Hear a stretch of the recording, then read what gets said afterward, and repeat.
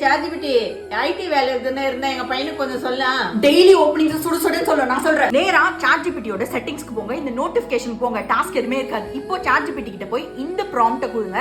இந்த ப்ராம்ப்ட கொடுத்த உடனே அது கேட்கிற क्वेश्चंसக்குலாம் ஆன்சர் பண்ணிடுங்க.